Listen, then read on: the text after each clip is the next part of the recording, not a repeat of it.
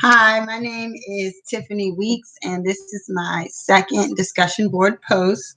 Um, this is for week 6, and we're discussing counselor competency and wellness.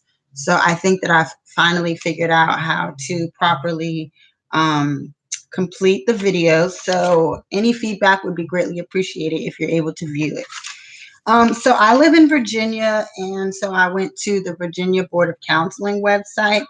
And when I got there, I went to court cases and I viewed the last 90 days of the court cases where the licensed counselor or QMHPA um, had their license suspended or something like that. But what I found was that most of them were based off of failure to pay the licensure fee, which I did not see a lot of unethical behavior or anything like that. So I thought that was interesting. The When I went to the laws and regulations for professional counselors, they do have a section on there that's called reasons for revocation, suspension, probation, reprimanding, censure, and denial of your license. So I'll just read those off. There was about 8 of them, and I briefly will summarize them. The first was conviction of a felony or misdemeanor.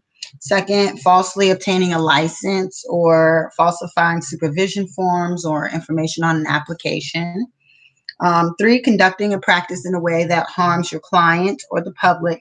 And then they went a little bit further to explain that this included drug use, alcohol, chemicals, anything of that nature. And number 4, intentional or negligent conduct that causes or likely to cause injury to your clients. 5, if the professional counselor is deemed to be incompetent and they're unable to provide the functions of their job. 6, failure to comply with the continued competency requirements. So basically, those are just things that you have to do in order to maintain your license. Maybe conferences you have to attend, classes, seminars, things of that nature. Number 7 will be violation of the practice of counseling. 8, performance of an act likely to deceive, defraud, or harm the public. So, if any of those 8 things are violated, then those are grounds for having your license suspended or taken away or denied. And then I went to the American Counseling Association website and looked at the Code of Ethics. And in Section C, they do discuss the client responsibilities, and specifically C2G. That states that counselors should monitor themselves for signs of impairment from their own physical, mental, or emotional problems. Professional counselors should refrain from operating services while impaired. And so this doesn't just mean impaired under a substance. Like they stated, it could be if you're physically exhausted, emotionally, you have something traumatic going on.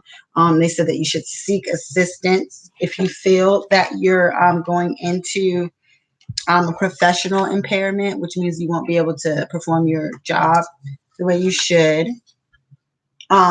So I think that self-care and just making sure that you are not mentally exhausted is very important in this field.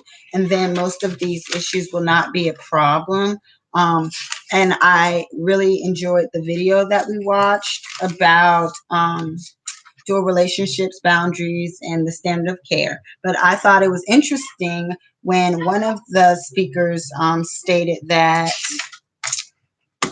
um, a professional counselor's mindset should always be helpful, supportive, understanding, positive, and genuine. So if we ever or if the professional counselor ever finds that they're not able to have those traits, then that's when I would think, okay, well, let me take a step back. I'm obviously not able to perform the duties the way that I should be able to. You obviously should not be engaging in risky behaviors such as drinking excessively, doing drugs, anything like that, and then trying to provide services. So we always need to make sure that even though the client's needs come first when we're working, we need to make sure that we put our own mental health and well-being first so that we can um, provide the best services essentially. Also, there was something else that I found interesting in the video that I watched.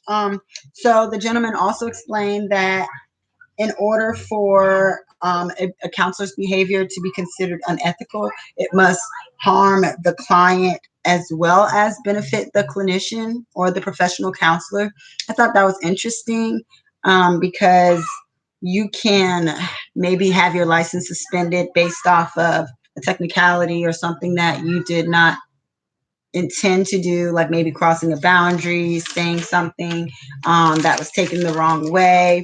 And though your license may be suspended, it may not be seen as unethical.